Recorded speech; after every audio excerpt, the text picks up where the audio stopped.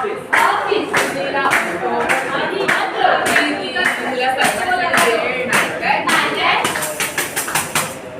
नमस्कार नमस्कार. आम्ही केजी सोमया स्कूल ऑफ नर्सिंगचे विद्यार्थी सादर करीत आहोत एक नाटक. नाटकाचा विषय आहे स्तनपान. चला बघू.